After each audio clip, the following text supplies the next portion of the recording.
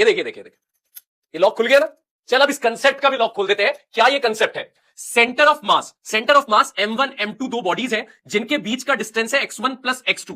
इन दोनों का centre of mass CM ये रहा। याद रखियो, दो पार्टिकल्स का सेंटर ऑफ मास हमेशा भारी वाले की तरफ होता है। अगर m2 भारी है तो उस तरफ होगा सेंटर ऑफ मास, और यहां से डिस्टेंस है x1, यहां से डिस्टेंस है x2। तो एक कंसेप्ट याद रख, m1 x1 is equals to m2 x2। देखो पीवाईक्यू भी सिखाऊंगा इसमें, आए हुए दो पीवाईक्यू सिखाऊंगा, तुझे ढंग से समझ में आ जाएगा। m1 x1 is equals to m2 x2। अब एक और कंसेप्ट देख, ये m1 m2 दो पार्टिकल है, ये सेंटर ऑफ मास है। तूने m1 को सेंटर ऑफ मास की तरफ बढ़ाया, इसे आगे बढ़ाया y1, कितना आगे बढ़ाया y1, तो जाहिर सी बात है सेंटर ऑफ मास अपनी जगह से हिल जाएगा। लेकिन तू चाहता है सेंटर ऑफ मास यहीं बना रहे, तो m2 को भी आगे बढ़ाना पड़ेगा। उसे कितना बढ़ाना पड़ेगा? y2। दोबारा देख, m1 को आगे बढ़ाया y1, तो m2 को आगे बढ़ाना पड़ेगा y2, जिससे सेंटर ऑफ मास जहां है वहीं बना रहे। और फॉर्मूला क्या बनेगा? m1 y1 is equal to m2 y2, ये फॉर्मूला बनेगा। चल दोनों फॉर्मूले पे अब देखते हैं हम क्वेश्चन जो पीवाईक्यू में आ चुके हैं नीट में। देख पहला क्वेश्चन क्या है, m1 और m2 दो मासेस है और इन दोनों मासेस का डिस्टेंस है d।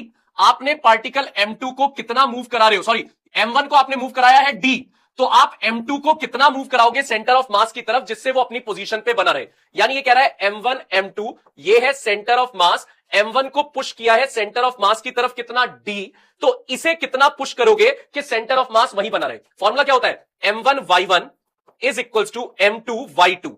तो d2 की वैल्यू आ गई m1d अपॉन m2, ये वैल्यू तेरे पास d2 की आ गई m1d अपॉन m2। चल एक और क्वेश्चन देखते हैं पीवाईक्यू का ही, जल्दी से देखते हैं।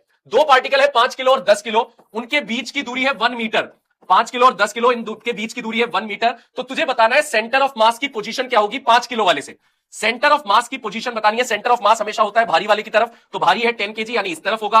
तुझे ये दूरी बतानी है x, तो इसे नाम दे दिया x, तो ये कितना होगा 1 माइनस x। फॉर्मूला क्या होता है? m1 x1 is equal to m2 x2, तो उस हिसाब से 5x 5 into x is equal to 10 1 minus x, तो क्या आ गया 5x is equal to 10 minus 10x। 10x इधर जाके प्लस हो जाएगा, 15x इज इक्वल टू 10, 5 3 जा 15, 5 2 जा 10, x की वैल्यू आ गई 2/3 मीटर यानी 0.67 मीटर। और अगर सेंटीमीटर में लिखना है तो 67 सेंटीमीटर इज द आंसर। ऐसे ही बहुत सारे कंसेप्ट और ट्रिक के लिए रोज देता जा रहा हूं, फॉलो कर।